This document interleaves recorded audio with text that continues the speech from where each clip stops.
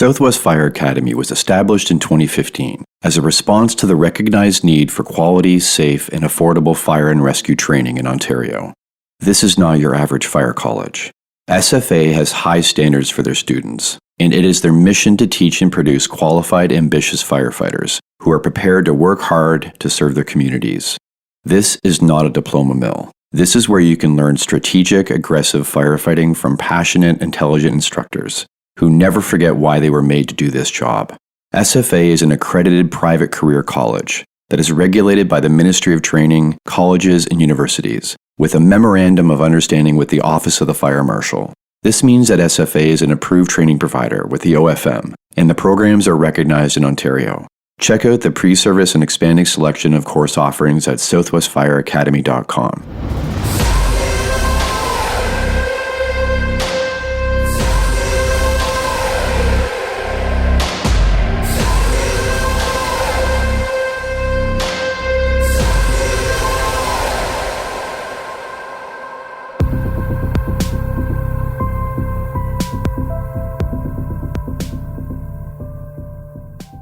Hello everyone. Welcome to episode 84 of Multiple Calls. I'm Scott Hewlett. It's easy to understand how getting out of your comfort zone leads to growth, but we shouldn't discount the role of playing to our strengths and helping maintain stability and confidence while we push ourselves in new directions. It's the closed-mindedness of saying always or never that keeps us stuck. Even within the same discipline, we can balance comfort and challenge. We can enjoy teaching something we know well, while keeping ourselves humble and improving by tackling new topics. The ease and flow of riding a trail we have memorized is a calming meditative experience, which can be bookended with the exhilaration of tackling more difficult or new terrain. Comfort is the enemy of growth if it's unending. Perpetual discomfort can be just as damaging and limiting.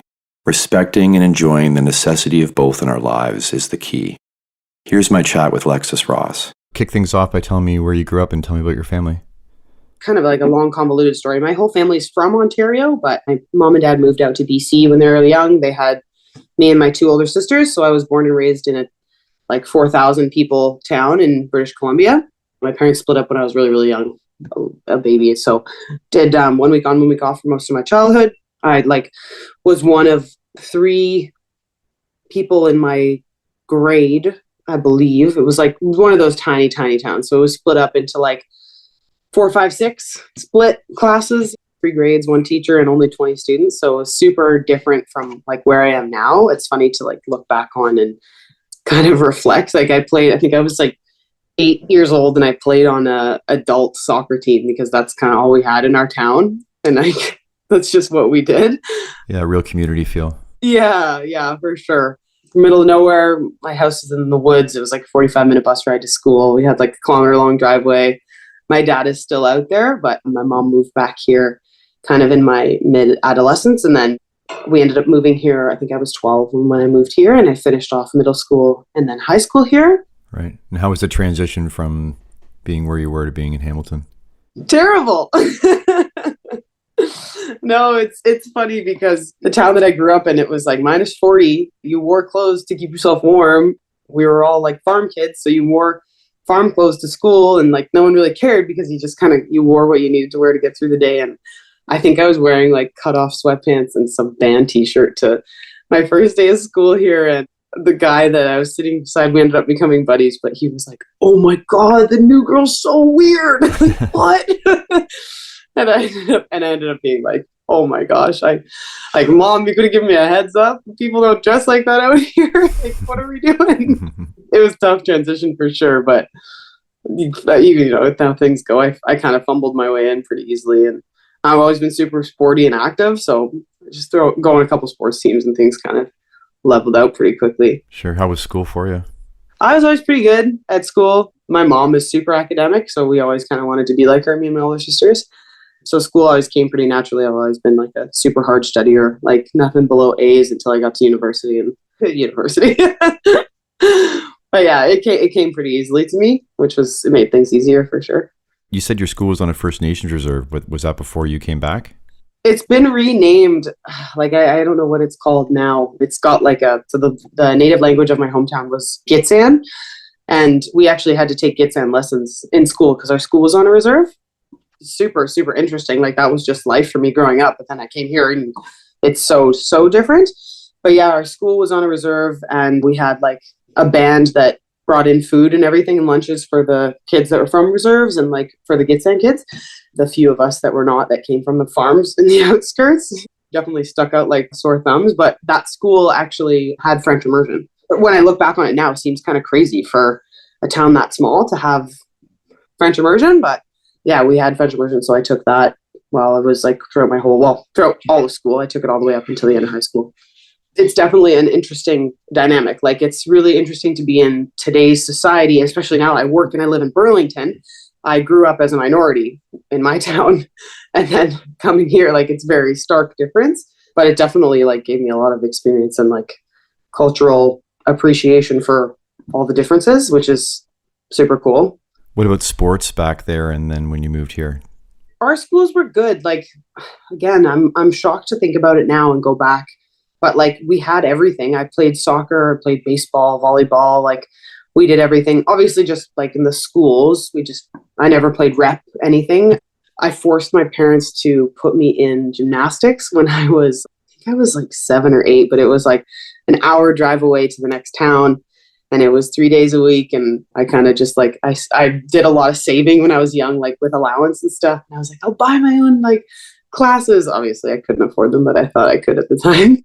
So they let me do that, which was super, super cool and like definitely not easy to do. Like looking back, obviously my family had to make sacrifices for it and I got a lot of rides and stuff places, but I ended up being a provincial level gymnast from that out in BC when I was just a small wee thing, and then came over here to Ontario when I was just like 12 or 13. I think I was turning 13 and I grew pretty fast and I was like, oh, I'm going to go to the Olympics for gymnastics. And that dream got crushed pretty quickly. And I went from like 4'4" to 5'2" over the course of the summer. So it was like, oh no. We did everything. I have 2 older sisters. So like I said, like we played in the town leagues of soccer all the time. And like, it was such a community living that like we never were stuck anywhere because like we just get like one of the other kids from like the valley is going to drive by and pick us up, or we'll stay with so-and-so for the weekend. And like, it was like all fine. So we were able to do a lot of that stuff. And then obviously when we moved over here, the opportunities were just way closer and endless. So like ended up going on, like my oldest sister went and played for the Ontario soccer team for a summer or two. And then I went off and I did competitive gymnastics, and my other sister, they both went off and did like competitive taekwondo as well. And we had all that. Yeah, we even had a school, like one of the other schools in my hometown offered taekwondo lessons. And so my dad put his 3 daughters in taekwondo and said we weren't allowed to date any boys until we got that done. So we all got our black belt in taekwondo too. Amazing. Yeah, so we've always been like super outgoing athletic family in that sense. Has any of that stuck with you, the taekwondo? I turned, I think 11 or 12, I got it. And I was like, I got it, Dad. I did what you told me to do. My 2 older sisters did, though. They went, one of them competed in Calgary for it. And the other one, they both stuck with it when they moved here for a little bit, for a few years. And they really liked it. But I was always kind of forced to go for me. But it's fun now. And I think about like defense and stuff. And it's super important, especially for girls. So I don't blame them. You haven't got into jiu-jitsu at all? You know what? That's funny that you say that, because one of my friends in fire has been dying to get me on a mat. And I don't know. I'm not very like aggressive that way. Like, I don't know if I would be good at it, but I'm big and strong. She's like, you'd crush it. But I know it's definitely the thing to do. I have a lot of friends that do it. Do you do it? I've been introduced to it here and there. Just like anything, it's time and money, right? Exactly. And commitment and injuries. Yes. Yeah. It's quite injury prone. Yeah, it's a brutal one, but it does look like fun. You're pretty outdoorsy as a family? My dad is, I guess, entrepreneur, but he was like a tree planter, tree faller extraordinaire when we were kids. So like he would often take us with him to jobs, and my 2 older sisters would work with him just because it's like a way for him to plant more trees and for them to make money. So it was great. So we would all always be there hanging around outside. And then my dad would often take us camping and stuff. And he's just like always been super naturey. So we used to do like 8-kilometer canoe paddles into a portage out to a background campsite that he would find, and like go fishing and hiking. And we were always outside. Like if we ever had a day off or we were home, not at school or not doing something, we would just be outside. We'd like have breakfast and then get out the door shuts behind us and we would come back to lunch. So my sisters and I would go explore. We had like a huge property in BC and it's funny to think about now, didn't run into more wildlife issues, but the three of us would run off into the woods and kind of like throw sticks at each other and stuff. I only had one like bear encounter when I was on my way down the kilometer-long driveway to school one morning. I ran into very close to a bear with 3 cubs and ended up not catching the bus because I got scared and I ran back to the house. And Black bear? Yeah, it was a black bear and 3 cubs. It was funny because I was always on time for the bus. I never missed the bus. So I was always first down the driveway. And then I remember sprinting back up and my sister's like, we're going to miss the bus. We have to go. And I'm like, we can't go that way. There's bears. That's like the BC version of the dog ate my homework, right? Yeah, literally. Yeah.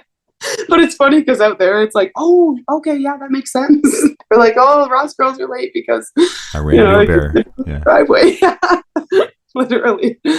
Yeah, so we've always been super outdoorsy, like just in general. We still go, my sisters and I, and we dragged my half brother is 8 years younger than us. He was born and raised here. Well, he was born in BC, but pretty much raised here. We dragged him out to a backcountry camping trip with us this year, and he hated it until we got there, and then he started fishing and stuff, and he's like, oh, this is kind of cool. Yeah, it's not so fun carrying a canoe through the woods, but it's better when you get there. It's delayed gratification. Yeah, exactly. Yeah, he's in for next year. So nice. What about role models and guides and mentors along the way? Growing up in a small town, like definitely, again, stark differences from there to now living, and especially like the other people that I grew up with once I moved here, they had a lot more exposure. We really didn't we didn't have TV. We had minimal like big stories from my hometown. There's so little people. We had a wrestler that made it to the Olympics and won a gold, Carolyn Wynn. She was a big talk in our town. I didn't know her and I had no passion for wrestling, but that was kind of neat. It wasn't until I like started doing gymnastics and I found some like really amazing women like gymnasts, and I was like, oh, those were kind of like role models-esque in terms of like sport. I always wanted to be like high level sport when I was young. Like I really did think I was going to go to the Olympics. It's funny looking back now and looking at the 12-year-olds that are going through through gymnastics now, not close. But in terms of like athletic role models, I definitely looked like in that direction. And then as I got a little older, I did competitive rowing, and there was like some really big figures. Silken Lawman is the big figure in rowing, and I like latched onto that hard for a lot of my younger adulthood. Just like her story and the tenacity and all that was like super big for me. And then in terms of like day to day, my oldest sister, Veronica, has always been like, just like since I was little, like the thing to do. And like obviously grow up and you learn things about people, and they're just people as you go, and like that's changed a lot. But I was joking around with her the other day because I was like, you would play the game of like, Lexi, I'll time you. Let's see how fast you can get my backpack. And I would friggin' run. Like my life depended on it. Like I was like, oh, it's anything for her. She was awesome. Like growing up, I definitely, and my middle sister Cassidy too, but her and I were really close in terms of like being almost just like best friends. So it wasn't quite the same. But yeah, like the three of us, divorced child life is never easy. And we did a lot of traveling back and forth from BC to Ontario when my mom moved and they got separated. I must have been really young, but so like from age 3 to whatever, 7, 8, we would travel back and forth. When we were younger, we would go like 1 week on, 1 week off. And then when we got older and she moved to Ontario, which I was like 8 or 9, we would do like fly there for the summer and then fly back. And obviously we're flying alone. So my sisters and I kind of became just like the band of bandits. So in terms of like life and growing up, those two, like in terms of like pointing me in the right direction and like keeping me honest and doing the right thing, those two were definitely like, and still to this day are the people that I lean on and the people I want to make most proud in my life. Did you head off to university? Yeah, I went to Queen's. I ended up going out to Queen's for my undergrad in nursing. And why did you pick that? My oldest sister's a nurse. So yeah, I had no idea what I wanted to do. I did not know what I wanted to be when I grew up, but everybody tells you that you need to have a job coming out of school. And I was like, well, what the heck? I can't get a job with just a degree in nothing. So I kind of was like, oh, I'm really good at science and I like helping people. And it kind of just came easy to me. And my older sister did it. She's like, yeah, it's easy. You have a job for life and then you can decide. And I was like, okay, great. So I just kind of took off and did it and it went well and I liked it. So, I mean, now I'm a firefighter. So What areas of the hospital did you work in? I started off in Emerge, 3 or 4 months there just for my placement with school. I really liked it. I thought I wanted to stay in Emerge, but I ended up going to trauma and neurosurgery for 2 years. And I absolutely loved it. It was like super cool, super high pace, lots of learning and lots of autonomy on the job. And I really enjoyed it, but it was pretty brutal for burnout. So I ended up switching after a couple of years to a private health clinic where I did like your regular doctor's office nursing. I did a lot of reporting and your day-to-day stuff, which was super switch from the hospital. The whole other side of the spectrum. Yeah, but it was funny because it was like the hospital, you do all this crazy, crazy cool stuff. And then I switched over to a clinic and I was like, oh, this is going to be easy. But there's all this stuff that I had never done that was super simple, but like unknown, like, oh, when to get your scans done, when to get your x-rays done. And I was like, oh, this is... So I learned a lot there too, but it obviously, it didn't fill the like void of needing to be constantly challenged for me. And then COVID hit. So I was like, I kind of had an opportunity where I got to work from home and kind of switch my role a little bit. And then I had so many people at the time I was doing CrossFit be like, why aren't you doing firefighting? It's like nursing and CrossFit combined. Like you need to do it. I was like, all right, like whatever, I'll just do it. And I was living in Toronto at the time. That's where I did the trauma nursing and everything. And I was like, okay, like COVID moved me back home to Hamilton where I am now. And I was like, well, there's a volunteer station around the corner. I'll just apply. Like I have no idea. I'll try volunteer and then we'll go from there. And then long story short, I got on right away with volunteer and the Hamilton volunteer process was so amazing. And I was hooked. I was like, oh, this is it. This is what I want to do. And then within like 6 months of being on volunteer, I got hired on full time, which is very nice. And I'm very fortunate. I kind of hit a lot of the boxes that they needed. So I was very fortunate. I got on really quickly. But did you have exposure to firefighters at all in Emerge when they were did they come in with patients ever, or was it mostly medics? I never saw any firefighters. Now that I think about it, lots of police and all the medics, but Just sometimes we end up traveling with them, right? Yeah, I've gone a couple times now that I think about it, and I know I've never seen them. Yeah, but that would have been funny to kind of come full circle. But yeah, no, I didn't see any firefighters in the Emerge. When did you start into CrossFit? We're about 7 years ago now, probably like 2018. I think I started. I graduated university, and I didn't like. There's no organization for adults to go into sports after you're done. I remember being very lost and being like, what do people do? Like guys have hockey leagues and there's house soccer teams and stuff. But I kind of, I did competitive rowing in university and there's adult rowing and stuff in Hamilton, but I didn't really have anything in Toronto. It was very weird. So I had this like weird year where I just kind of like ran a lot. I think I did the around the bay. I didn't know what else to do. And then I fell into CrossFit shortly after graduating university and kind of got the bug and I've been hooked ever since. And you said you were coaching. Did you do competitive at all either? It was one of those things, kind of like fire. I got addicted to it right away. I got my like teaching certifications right away, and I started coaching in Toronto, just like as an addition to my main income. It was more just for the love of the sport. So I did that for a while. Got good enough that I've traveled a bit for it. I went to Miami a couple times to compete at a competition called Wadapalooza, which is a ton of fun. I do the Open every year, which is like the big CrossFit worldwide test of fitness. So I do that every year with my gym. I did a couple competitions this year. I went down to Texas to help run a competition. I'm kind of involved a lot still on that side of things, but I don't actually do a ton of CrossFit anymore. I mostly just do Olympic weightlifting.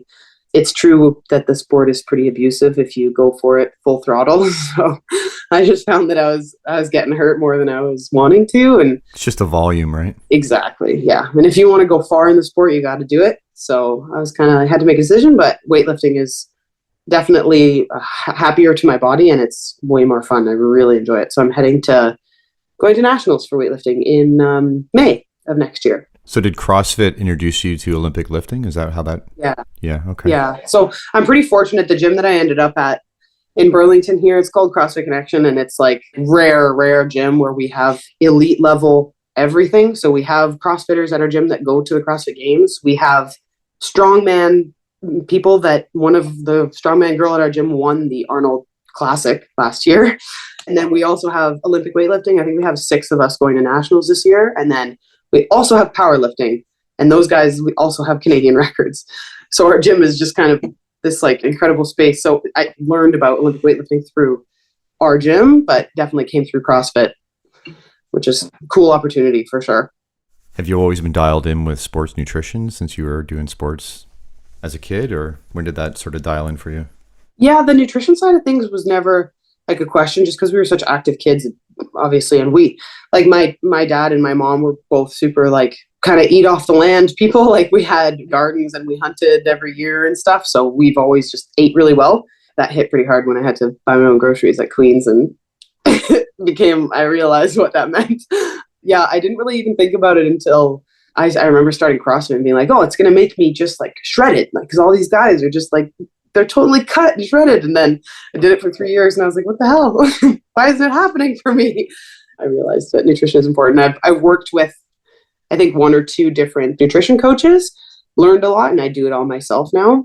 I needed it once I became an adult. When I was a kid, I didn't need it at all. You know, I remember like eating pounds of sugar with my best friends at night, watching movies and stuff, and can't do that now. Pretty dialed in now. Like the sport that I'm in for Olympic weightlifting is there's weight categories. So I'm not super strict. Obviously, like at the fire hall, we don't always eat the best. We try to, but speaking of volume again. Yeah, exactly. Volume, and people are very kind and they bring us lots of treats. So it's always available. What events are you doing for weightlifting? I just did provincials last month. So nationals will be in May. We'll have a couple, I think we have another elite competition in March that we're going to be hosting. And then I'll just be doing some like random club meets here and there just to kind of prepare. But yeah, the big one was provincials. That was out in Toronto last month. And then in May, the one for nationals will be out east in Halifax. Right on. And what lifts do you focus on? It's just snatching and clean and jerk. I thought it was boring when I first heard of it. I was like, who would ever want to do that? But I'm hooked now. It's so much fun. And you get to sit down between rests, which is what I love. Yeah. Go hard, go sit down. Yeah, exactly. Yeah, that's perfect. It's great. So you're volunteering. What was the onboarding like for that? What was the experience like? And then maybe walk me through the process of getting on full-time and how that was. With Hamilton, like their program is, I found out like as I was coming on that it was pretty high level, and after doing it, I totally agree. And I've done an onboarding full-time as well. And it's just like, it's such a good program. They do a really good job of introducing you to not only like what firefighting is, because volunteers usually have nothing, no experience, no background, right? So what firefighting is, how to do it safely, but also hierarchy and command and chain of command and how important all of that is, and respect for authority and your placement and So that was like a really great introduction to like the world of firefighting, not just the actual job itself, but then to the actual job itself. It was just awesome. Like, I think it was 14 weeks and we did every other weekend. No, it was definitely more than that. 5 or 6 months. I can't remember, but it was every other weekend, ended up being 12 weeks every other weekend. We would go in for 8-hour days and they take us through medical. And then we did everything extensively through fire training, like from car fire props to full auto X to full house fires with multiple rooms on fire, I got as fit as I've ever been that summer because we were just running scenarios all the time. And it just kind of like made me fall in love with this super high level. It is kind of like CrossFit meets nursing, where every scenario could have medical involved and every scenario could have fire and every scenario could have this and that. And it's chaos and you never know what you have to do and you have to pivot. And in those scenarios, I personally find that I thrive when there's a gambit of things and you have to prioritize what's first, what's second, and what to do. And then I'm a big fan of just following orders and lifting heavy shit, which is kind of the motto. For me, it was just like, it was super easy to do that, but it made me develop like a huge appreciation for it and super, super passion for it. So I ended up getting on and kind of deciding right away, like, while I'm still working from home, I might as well give it a shot. The onboarding process for full-time sucks. Like anyone will say, you know, there's all this different tests around Ontario. At least I've heard it's the same out in BC and everything too. So different tests you have to pay for different cities, different requirements, yada, yada, yada. Again, I was pretty fortunate that I have my nursing degree, so I didn't have to worry about too much of the like first aid side of things, EMR side of things. I had that background, which was like a super nice bonus. But then all those other tests, someone that just does things 110%. So basically I got this passion and drive to do it. And I did everything. Like, I did every test from Sarnia all the way to Quebec, basically, like that I could. And I just kind of dialed in and got a coach, and I had incredibly grateful opportunity that I got interviews for, I think, every single city I applied for. It was cool, and I got to dip my feet in the water and ended up having a choice and got super, super fortunate that way. And then I got on with Burlington, and it was all kind of like a whirlwind.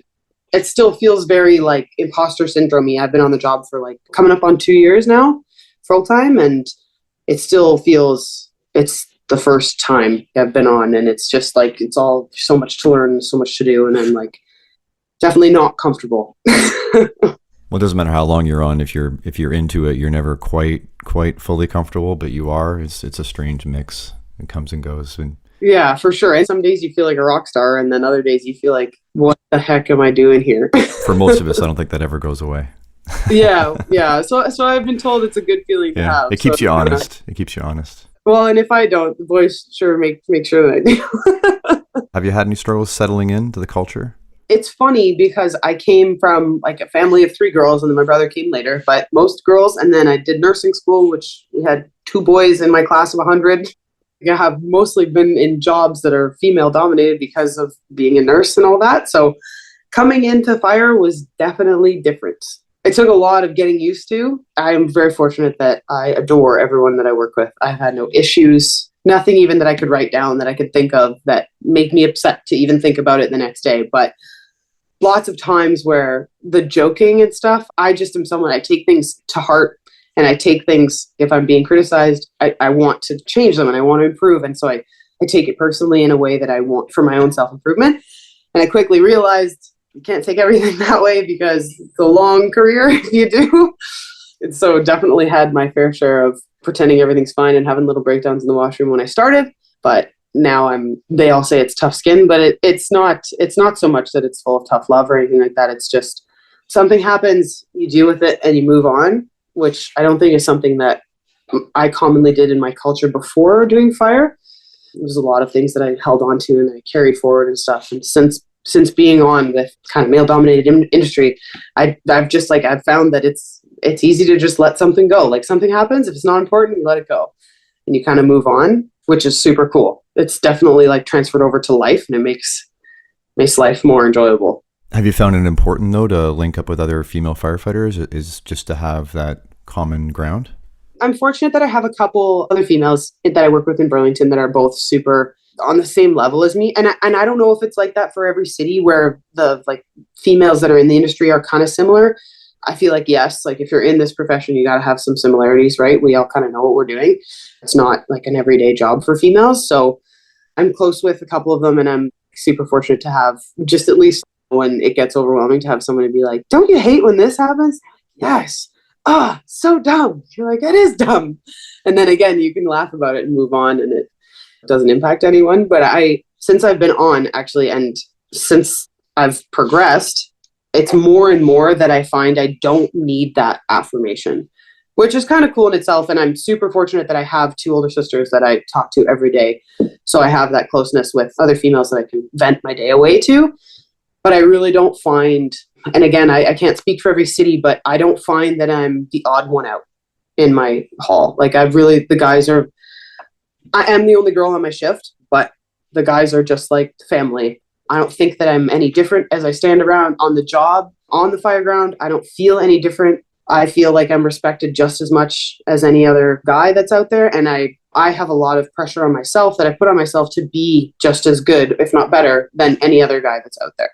So I think that for some people, it might be harder to do that. I'm just someone that's always I've always done that. I've always needed to prove that I'm capable, and if not more capable. But the culture has not made me feel like any less than in any way, which is amazing. How is it going from the controlled environment pre-hospital and doing medical work, and then say transitioning to what it's like in the field and at car accidents and just in uncontrolled situations? Like, talk to me about that. Yeah, it's definitely different. I remember my first call that was kind of gruesome. There was the femur fracture and some pretty heavy bleeding. I was like, oh, like we need these supplies. And I was, we don't have those supplies. Like, this is what you got. You got to make do with what you got. It's super interesting. It makes you think and it makes you narrow things down like to a little more basic, which I think is cool. It's not so much like a Band-Aid and then send it off, but it kind of is like, how can we fix this right now to get them to where they need to go to for a long-term solution, where I felt like when I was in the hospital, I was the long-term solution. I had to do the things to like get them out of the hospital, which is a lot more than just to get them to the hospital. It's super interesting. I also found it super difficult to transition from being a nurse to a firefighter, especially on those medical calls, because my level of nursing is at par with the EMS, if not higher, in some scenarios. So to go from where's my scope and how do I use it properly was tricky. I got a hold of it pretty quickly. I don't have any issues with it now. It's super easy for me to hand off a patient to EMS or help the EMS in ways that I can. But I know that we have some people that are paramedics on the side too. And it's awesome to have on the job, because even like someone fainting, there's other questions that a medical brain might go to that can super help a situation, sometimes with just basic EMR training, or it's fine, but it's just an addition. Like, it's just a helpful addition to have. I like that I have that background. It's definitely helpful on the scene for sure. Do you guys do symptom relief or symptom assist? I think that all that we have is Epi and Narcan. I think there's talk about getting ventilator assistance drugs, but I don't think that's anywhere confirmed. It's tricky because we're so close with EMS, right? That it's where do the leeways go to first and kind of what we can help with. But yeah, so we just do Narcan and Epi right now. I actually haven't had to use either of those yet. We do symptom assist for Ventolin and ASA and Nitro. If they have their own, right? It's assisting them with their own meds. Yeah. I haven't run into any of those situations yet. Or I guess it would be, there have been moments where I was, before we had it even, where I was working as a medic, and it was frustrating that, well, I could be giving this patient Ventolin right now and they need it and I can't, and where the clock is ticking and the medics they happen to be busy and they're taking a while. It was frustrating to know what to do and you wish you had it with you. Yeah, it sucks when you can see things happening and you know how to make things better, but you're not allowed to do it. But there's rules and things like that for a reason, right? So it's definitely tough. Yeah, a number of us that were medics years ago, we also were approaching it for tech rescue, right? So trench rescue call or confined space or a high angle where the medics can't get to. What about those cases where the patient's going to be where they're at? It's going to take some time to get them out. So why can't we then cross-train and be firefighter medics and at least tech rescue in the tech rescue situation, right? Absolutely. That would be phenomenal. Well, and I know, like, take a look at our fellow firefighters down in the States, right? They all, if not most, if not all of them, are laterally trained that way, just for that reason. Yeah, in some departments, they have to start out as medics. You've had to finish medic school first and then transition into fire. I personally think that that's awesome. Like, I would love to see that happen here, or if not, like some kind of bridge between the two. Like, you know, down in the States, like they have mixed halls where they have a hall with, well, we have them here. Like we have halls where we share with an ambulance, but there's no literal crossover, right? Yeah, like there's a shared building, but there's a wall and you don't interact. Exactly. Right. You can't be on the engine one day and then on the ambulance the next day. Have you thought about going back to school and getting your paramedic and then working part-time? I have. I definitely have. Got a couple buddies on my shift that are paramedics. It's tough. One of the guys has kids and his life is pretty chaotic, and having kids and then working the side. But he said he'll never get rid of it. Like, he'll never lose his ALS license because it's just like, it's awesome. It's awesome side job, and it's awesome to learn more every day when you're not at work. Right now, I still am working as a nurse. I do I do Botox and fillers on the side, which is kind of funny. It's another huge pivot, but it kind of landed in my lap. So I do that on the side right now. I have no intention of losing my nursing license because it was a hell of a time to get, and I still really enjoy it. Ideally, when I was working in trauma, I really wanted to do orange nursing. That was where I thought I was going to go.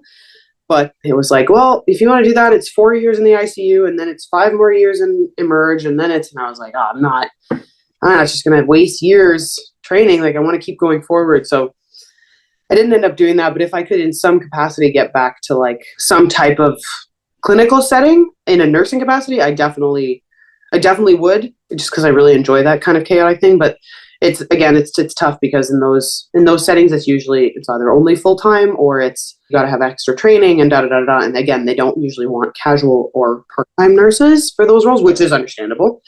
But yeah, I don't know.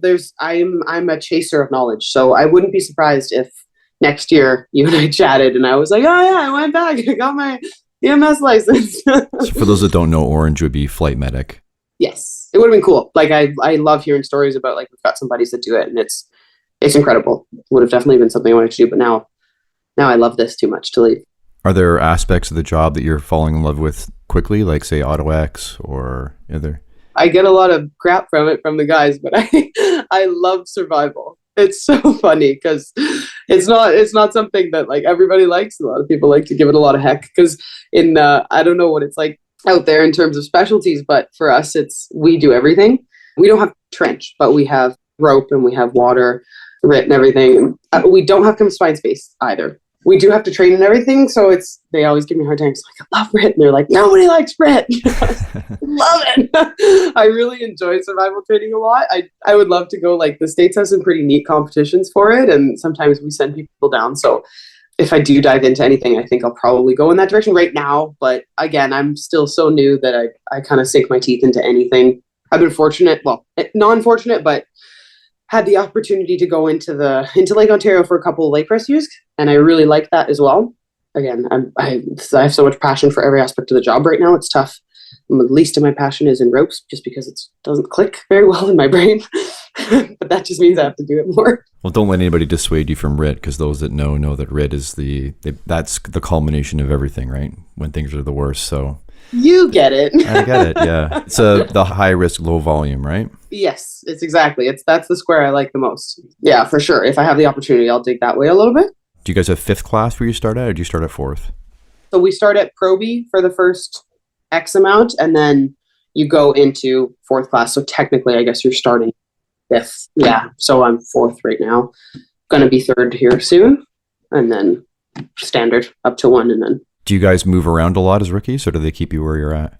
It depends, like what the platoons are. So my platoon was pretty well staffed. So I'm at headquarters still, and I'm staying there as far as I know. But I know a couple of my buddies have moved around a little bit just because of captain promotions and etc. They try to move us around as much as they can, if possible, just to get a feel for the different areas of the city when we're new. Just because of the way things worked out with my platoon and changes and yada yada, I ended up staying.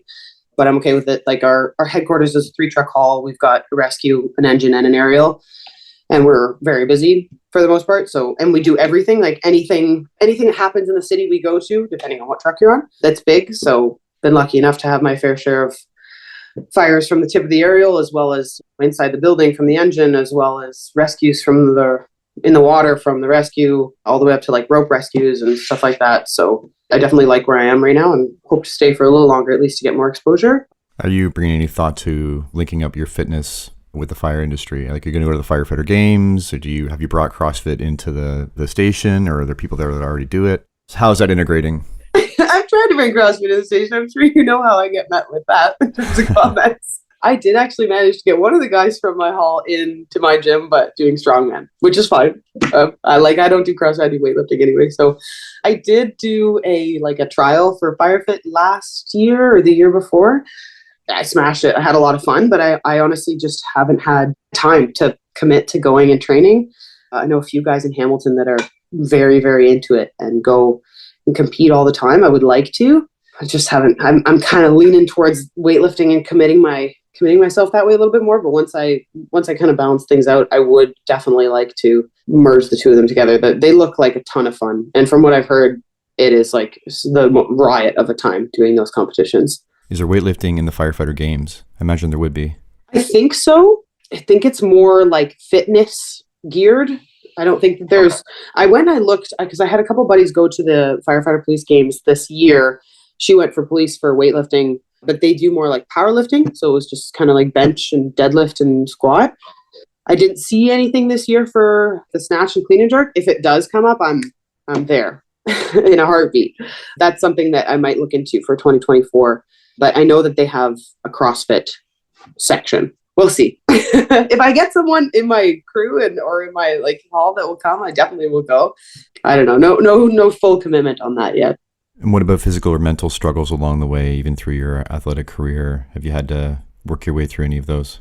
It's funny to talk about that. A lot of people, when you tell them stories, I'm sure you found the same, like inside of fire, you cope with it how you cope with it. It's kind of an everyday thing. Like you'll see things from like a cat stuck in a tree, all the way to like a super severe trauma situation. That wide scope, you never know what you're going to get, is definitely hard. And a lot of my friends outside of the industry are like, I could never, there's no way. And those are the most common things you hear, right? Not a chance.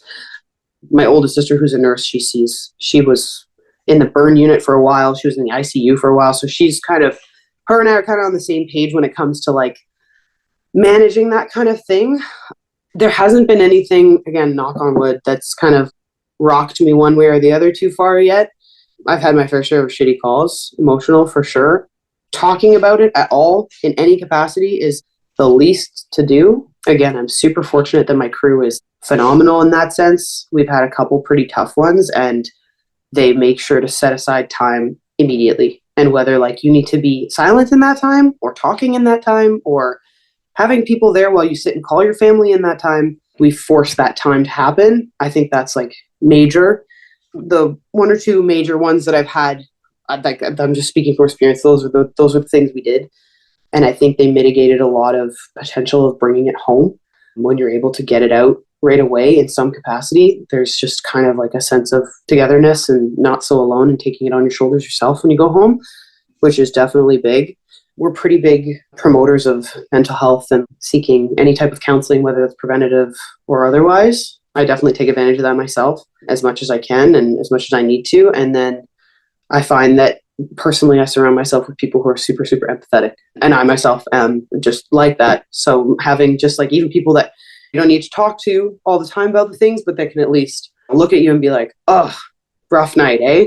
Yeah, it was freaking terrible. It's all right. Like, let's do this or let's cancel this for now. And having like that kind of support in this profession, I think is super important, because you can make plans for 9 a.m. after shift, and that's a great idea.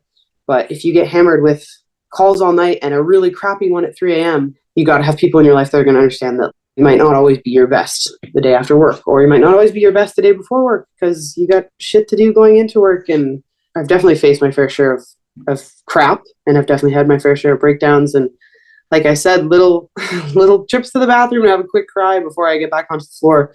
I think allowing yourself to be weak in those moments is super important, because if you don't, it's easy to have this job eat you alive, even if you're not doing crazy shit every day. You guys have a pretty established peer support team too. Yeah, it's great. We even have like an app. I think we have upwards of 16 people on our peer support team now too, like across the platoons.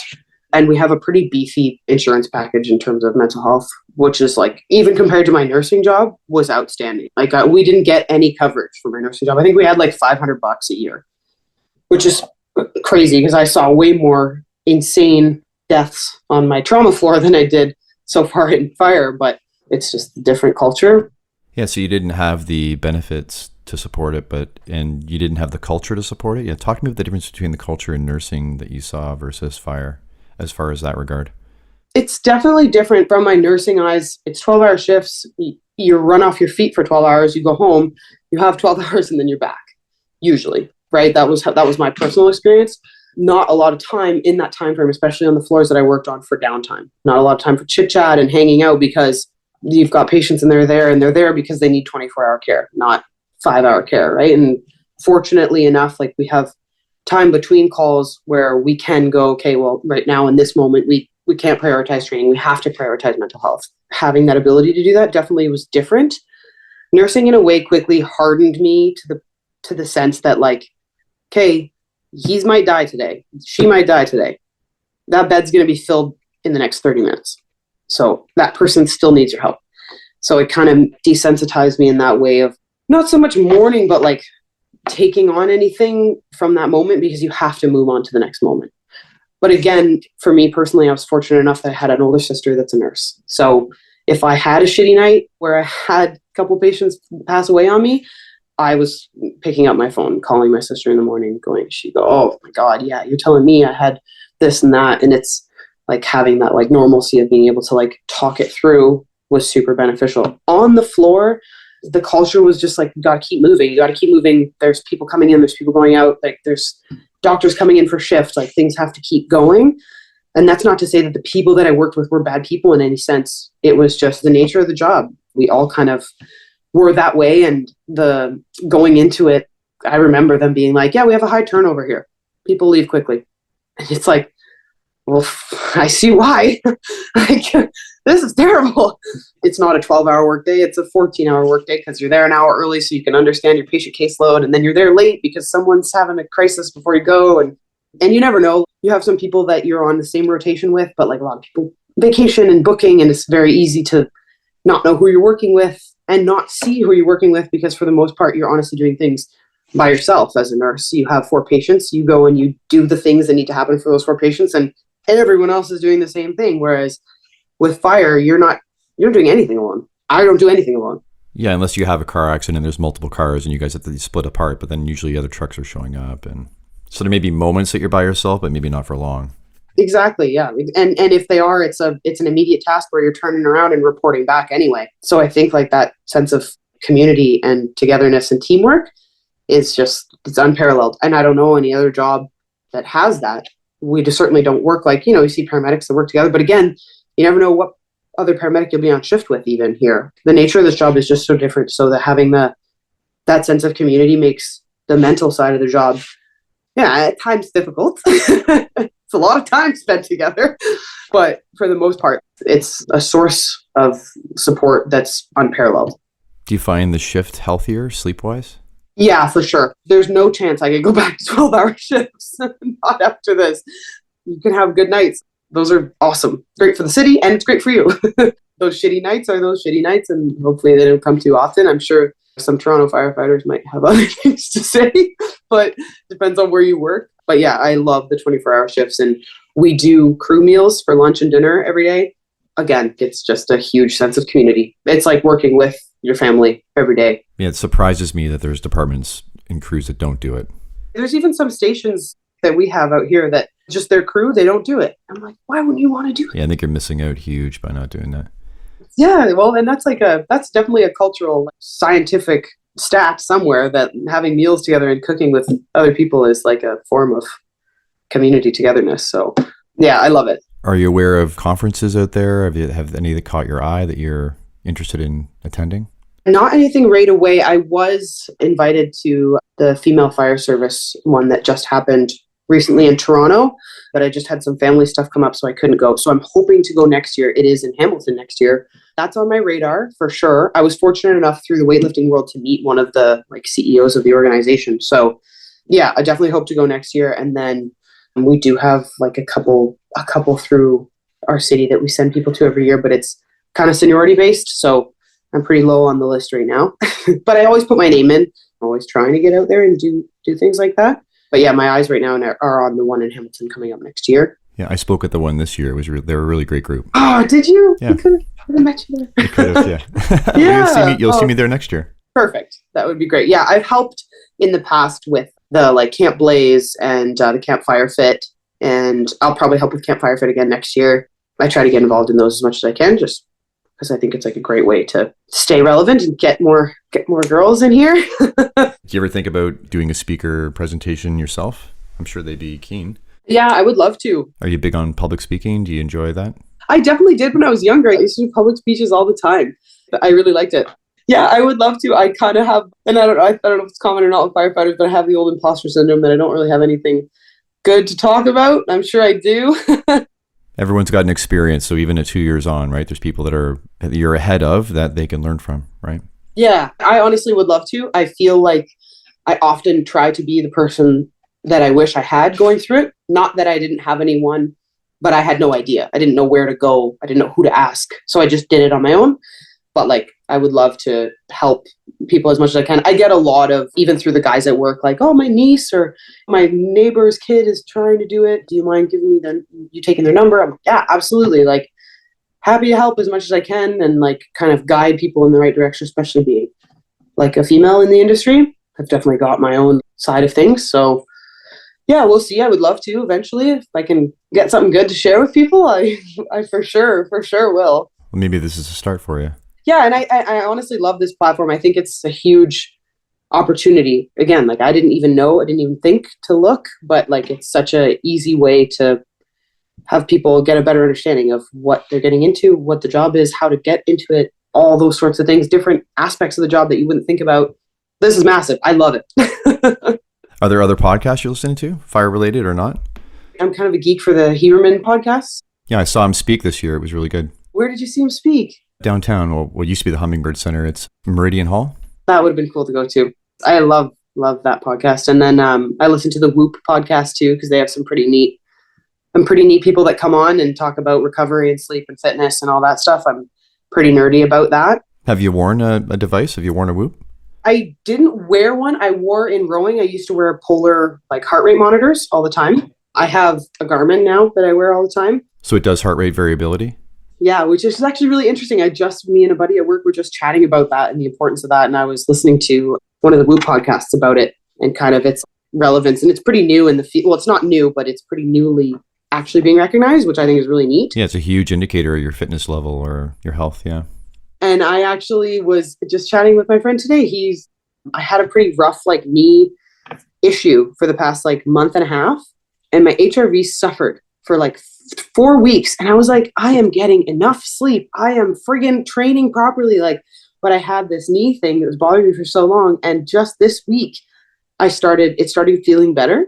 And my HRV went up like 12, 13, 14 points. And I was like, you're friggin' kidding me. Like, this is so neat. And it's interesting to watch how the shift work affects it, right? And then drinking, like even one drink. Even as one drink before with dinner and you go to bed, like sometimes you have then your HRV's off, like it does affect your sleep. Yeah. Yeah. And it's actually funny because I think but the night before shift, I got like 11 and a half hours of just like great sleep. But I had a glass of wine before I went to bed and the HRV was not good the next day. I'm jealous about both those things. Yeah. Yeah. What's 11 hours sleep feel like? Yeah. Yeah. It's rare. I'll put 3 nights together and maybe I'll get 11. I'll get it by the end of the week. I know I keep playing that catch-up game too. But I definitely notice it even in my training too. Like why am I so weak today? And then I'm like, oh, I know why. Yeah. So are there firefighter podcasts that you're listening to? Is that a topic around the department? Are there guys that listen to the scrap or they're listening to the journeyman firefighter? Like which ones? I don't talk about firefighter podcasts a lot at work. I'm not sure. I definitely don't listen to a ton. I listen to the multiple calls. We do have some guys at our work that have one. It's called Life Beyond the Sirens. That started with one of the guys I got hired on with and a few other buddies on his platoon started it. Now it's run by a couple other people. Another guy that I got hired on with runs it. So I listen to that one every once in a while.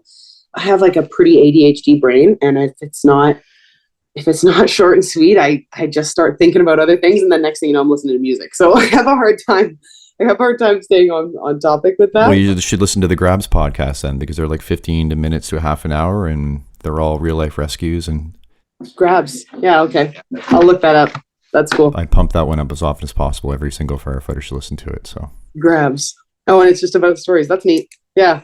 That'd be cool to listen to. Do you have any career aspirations like captain? Are you thinking farther ahead or is that not even on your radar yet? It was pretty funny the other day. They were talking about it. Just we got another probie underneath me now, and they're like, "God, like don't worry, you don't even have to think about that kind of stuff yet." And fell into them being like, "Oh, Lexi, you'll be a captain. You can't. You don't like listening too much." And I was like, "I like listening. I just have a lot of ideas." So I don't have like immediate desire to be captain. I love sitting in the back. I love following orders for now. I definitely can offer something when the time comes and when my experience allows it to be beneficial to the city to be a captain. And that would be the only reason why I would want to do it. Not for the title or anything. It would just be that I have genuine ability to offer something good for that position and for the people below me and above me and all of that. That would be, I don't have my eye on the chief job or anything right now. I just started driving in Burlington. That's enough. And that's enough on my plate. So I'm definitely busy as it is. Anything else you want to cover before we wrap it up? Any words of advice for other people trying to get on? Definitely.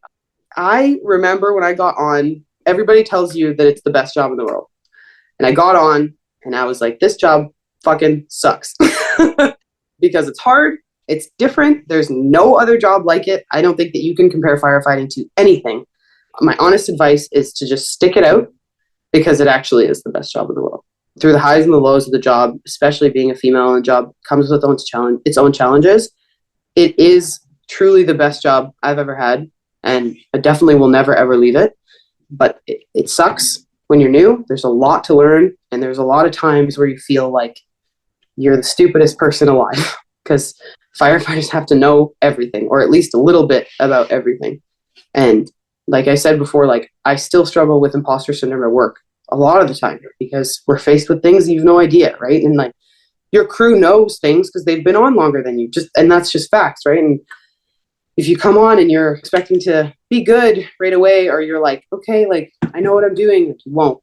And getting comfortable with that, and just like pushing through those shitty times where you feel like you have no idea what you're doing. This job is so hard. It's nothing like I've ever done. It is the best job in the world.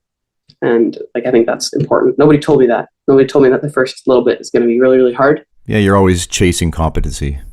And you're always learning. It's like your brain is exploding every single day with training and calls and, like. If you allow it to. Yes. If you allow it, yeah. Yeah, and maybe you can just shut it off. That's a choice too. Yeah, don't do that. I wouldn't recommend it, yeah. Yeah, I'm sure some people think I sound crazy right now. This job is so easy, but that's just it. Push like that it's hard, but it is the best job in the world. And if you care, it's going to be harder, but it's the best job in the world. The harder you work at it, the more it gives back. The harder you try and the better you are, the harder it gets. Pressure is a privilege, so. There you go. Well, thank you so much for having me. This has been awesome. I really appreciate it. Wicked. No, I'm glad we had a chance to connect. Yeah, me too.